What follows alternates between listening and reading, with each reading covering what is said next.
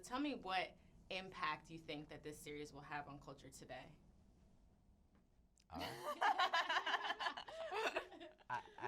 I just think it speaks to the times very, very much. I mean, we've got a huge opioid epidemic going on right now.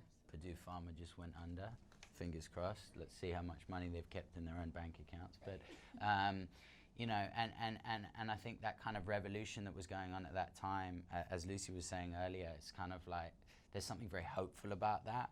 And I hope that that hope shines through as far as a revolution that we probably need today. No, not probably, it was a stupid word. We definitely need today, right? And just like, I mean, as I was saying, just that revolution and the relationship between politics, religion, and essentially mobsters and gangsters, like, we're right there.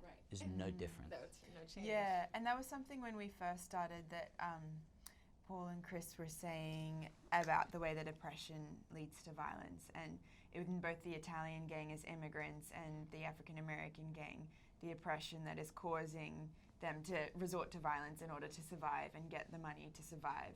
I feel like that is something that, you know, today, all of the oppression that's still going on and the violence that is resulting from that, I hope that people make the connection and look at the systemic cause of it.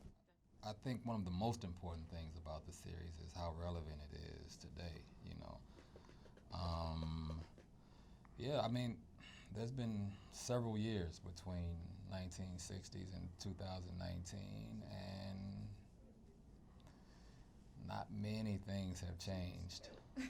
You know, a lot of time has passed, but I don't know, on the surface, I mean, if you don't really look, you might think, oh, things are different, really different.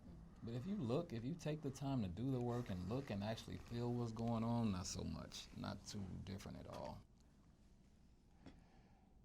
I mean, I just keep thinking of the visuals that I've seen all through my life, you know, the optics. And I remember when I was a kid in Brooklyn, you know, if a bunch of white guys in khakis and carrying tiki torches marched around, they wouldn't last long in Brooklyn. You know, that's a big deal. That's a big deal. You know, I know that back in the South, things used to happen.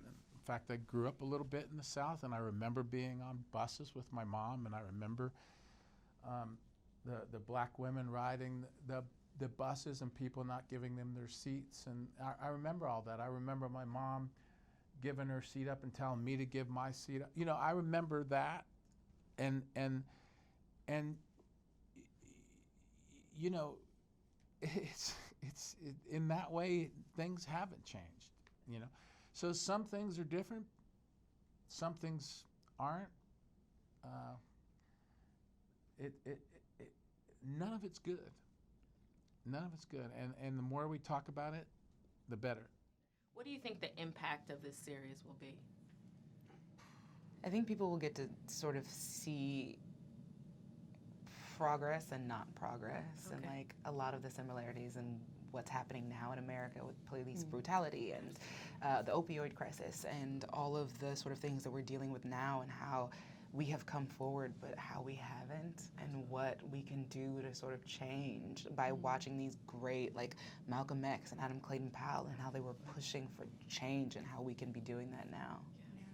I hope it kind of reminds people of the importance of community, right? Because in this show, the show is about community. It's about family, and it's about bonds. It's people coming together for, you know, the greater good. So even unlikely partnerships are formed from necessity.